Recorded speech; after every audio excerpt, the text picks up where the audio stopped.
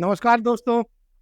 झारखंड विधानसभा चुनाव 2024 का रंग चढ़ चुका है और इस बार की लड़ाई इतनी दिलचस्प हो चुकी है कि हर किसी की नज़र गिरिडीह के उन 3 सीटों पर टिकी है जो झारखंड के इस पूरे चुनाव की दशा और दिशा तय करने वाली है।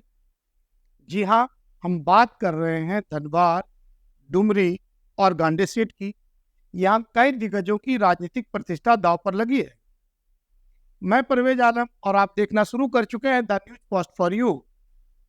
अभी हम गांडे की कहानी खोलने वाले हैं, इसलिए वीडियो को अंत तक जरूर देखिए। इससे पहले हमारे चैनल को सब्सक्राइब कर लें, बेल आइकन दबा दें ताकि चुनाव की जमीनी खबरें आप तक सीधे पहुंचे। धनबाद की सीट पर भाजपा के प्रदेश अध्यक्ष और पूर्व मुख्यमंत्री बाबूलाल मरांडी की प्रतिष्ठा दांव पर है। वहीं डुमरी सीट पर जेएलकेएम के सुप्रीमो जयराम महतो और मंत्री बेबी देवी के बीच घमासान मचा हुआ है। लेकिन आज चर्चा गांडे की, जहां इस बार चुनाव सीधे तौर पर मुख्यमंत्री हेमंत सोरेन की पत्नी कल्पना सोरेन और बीजेपी की मुनिया देवी के बीच है। पिछली बार उपचुनाव में कल्पना सोरेन ने इस सीट पर बड़ी जीत हासिल की थी, लेकिन वह उपचुनाव था दोस्तों। इस बार आम चुनाव में बीजेपी ने अपनी रणनीति बदली है। उनके सामने उतरी है गिरिडीह जिला परिषद की अध्यक्ष मुनिया देवी, जो यहाँ की जमीन से जुड़ी है।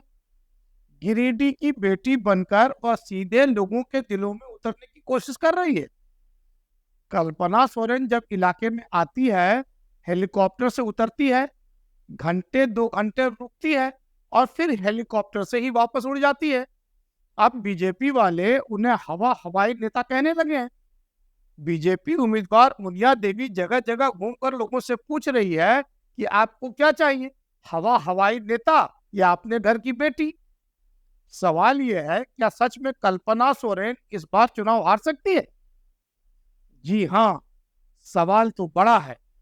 पिछली बार के उपचुनाव में कल्पना सोरेन ने बीजेपी को लगभग 20,000 वोटों से हराया था, लेकिन 2019 के आंकड़ों को उठाकर देखें तो जीत का अंतर महज 9,000 वोटों का था, और वो तब जब यहां अलग अलग पार्टियों के उम्मीदवार मैदान में थे। एजेएसयू के अर्जुन महतो ने 15,000 वोट जुटाए थे। झारखंड विकास मोर्चा के दिलीप वर्मा को 9,000 वोट मिला था और बीजेपी के बागी उम्मीदवार सुनील कुमार यादव भी लगभग 10,000 वोट हासिल किए थे। तो इस बार गणित क्या कहता है? ये जेएसयू और बीजेपी का गठबंधन है। जेवीएम का भी बीजेपी में विलय हो चुका है और इस बारी कोई बीजेपी का बागी नेता भी यहाँ नहीं है। तो समझ सकते हैं लड़ाई कितना टफ है। भारतीय जनता पार्टी इस बार कोई कोर कसर नहीं छोड़ रही है। यहाँ की सांसद और मोदी सरकार में कैबिनेट मंत्री अन्नपूर्णा देवी ने साफ कहा है कि ऊपरी तौर पर कल्पना सोरेन भले ही आगे दिखती है, पर जमीनी हकीकत कभी भी पलट सकती है। हम इसीलिए गांडे में किस तरह से आपने देखा कि इस राज्य का पूरा कुनबा, राज्य सरकार का ना पूरा कैबिनेट बैठा हुआ था और लोगों को भरमाने का काम किया कि गांडे विधानसभा उपचुनाव अगर जीतती हैं कल्पना सोरेन जी तो राज्य की मुख्यमंत्री बनेंगी। तो कहीं न कहीं इस सरकार झारखंड मुक्ति मोर्चा और इंडी गठबंधन का ये एक बड़ा हथियार है कि लोगों को गुमराह करना। तो लोग ये समझ चुके हैं, अब इनके गुमराह में नहीं आने वाले हैं। ये अब बरगलाना चाहेंगे तो लोग उस झांसे में नहीं आने वाले हैं। और अब लोग ये तय कर चुके हैं कि जिस तरह पिछले बार गुमराह किया गया, और हवाई नेता लोग नहीं चाहते हैं कि हेलीकॉप्टर से आएंगे 2 घंटा रहेंगे और चले जाएंगे।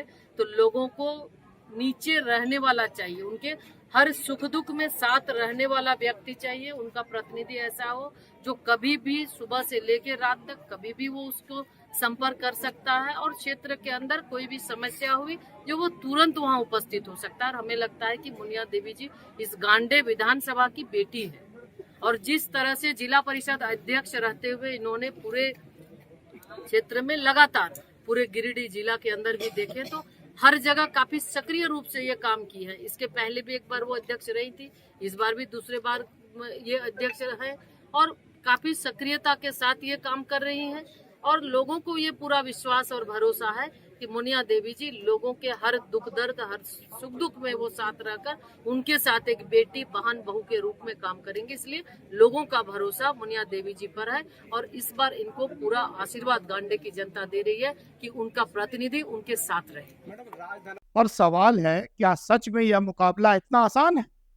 हालांकि कल्पना मुर्मू सोरेन भाजपा के आरोपों को बेतुका बताती हैं। हवा हवाई मतलब आप अगर विपक्षों के पास में एक्चुअली कोई मुद्दा नहीं है।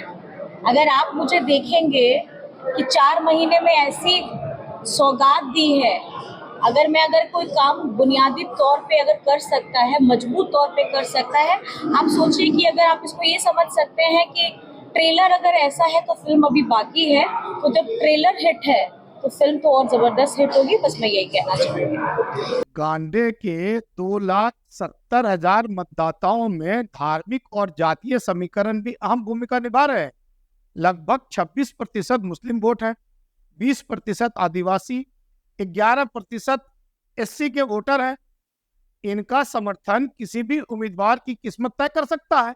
माना जा रहा है कि इंडिया गठबंधन की वजह से मुस्लिम और आदिवासी वोट कल्पना सोरेन के पक्ष में जा सकते हैं। पर बीजेपी ने भी अपनी जड़ें मजबूत की है। पार्टी का दावा है कि आदिवासी इलाके में उनके पक्ष में समर्थन बढ़ रहा है और इसके अलावा उनके उम्मीदवार को स्थानीय होने का भी लाभ मिलेगा। पिछले 5 महीने में कल्पना सोरेन ने वादों की झड़ी लगा दी, कुछ काम भी किए हैं और उनका दावा है कि अगर उन्हें 5 साल मिले तो गांडे की तस्वीर बदल देंगे। लेकिन सवाल है, क्या वाकई जमीन पर कुछ बदला है? गांडे विधानसभा का गठन 1977 में हुआ था और तब से अब तक जेएमएम ने 6 बार, बीजेपी 2 बार और कांग्रेस 2 बार जीती है। ऐसे में 20 नवंबर को जब गांडे की जनता वोट डालेगी तो 23 नवंबर के नतीजे ये तय करेंगे कि इस राजनीतिक प्रतिष्ठा की लड़ाई में कौन बाजी मारता है। अभी तक के लिए इतना ही। अगले एपिसोड में हम जमुआ विधानसभा की जमीनी हकीकत से पर्दा उठाएंगे। तब तक बने रहिए हमारे साथ और अगर चैनल को सब्सक्राइब नहीं किया है तो अभी कर ले। नमस्कार, जोहार।